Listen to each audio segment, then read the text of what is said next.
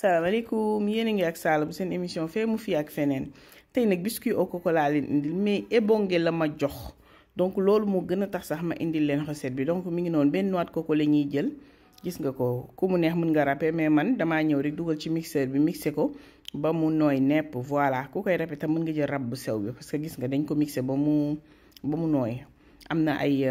kii dina des nga mâche mais bon danga koy wal ba mu sew nga def ci 300 grammes de farine def ci 100 grammes de sucre ñaari sucre vanillé ku mu neex nga sànni ci tuuti pincé sel tuuti muscade ba ñàkk gis ngeen ko noonu bu ko defee ma daal di amalgamé loxo bi nag laay jël di ko bës bu baax di ko amalgamé tuuti ndox ngay utiliser tuuti gis nga damay jël ndox bi di ko ci wis tuuti juste pour dajale pat bi ba mu daj comme que coco bi boo ko walee ak boo ko râpé yëpp dafay am ndoxam donc gis nga tuuti ndox lay soxla voilà li ngay soxla rek mooy que pat bi dankalikoo nekk benn parce que du nekk pat bu tooy pat bu wow lay nekk parce que biscuit la ñu wax bu ko defee comme ni nga ko gisee noonu ñu daal di koy kii bu ñu amee pat bi nag daal di gis nga ko nettoyer plateau bi ba mu set voilà ñu daal di koy teg tuuti ci plan de travail bi gis nga ko noonu dajale ko ba mu daj kapp pat bi gis nga day wow koŋŋ voilà donc ndox tuuti ngay def ñu xaaj ko daal di wis tuuti farine ci suñu plan de travail daal di étaler suñu pat voilà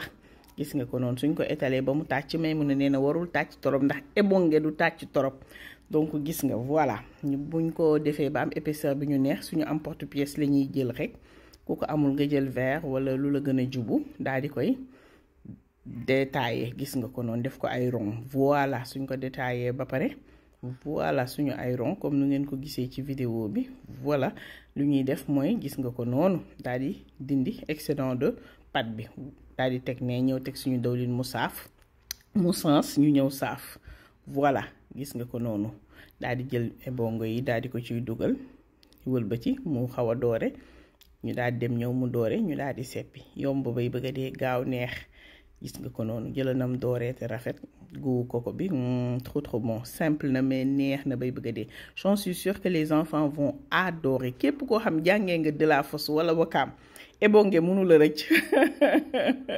souvenir yu neex a neex la lay jox macha allah gis nga lii lañ leen indiloon tey j'espère que li ngeen indil neex na leen bu leen fàtte abonné aimer partager soo leen amee ay questions ci commentaire yi la mais remercier bu baax Mounas mi nga xamante ni bi moo jàpp ci mise en place bi ak tournage bi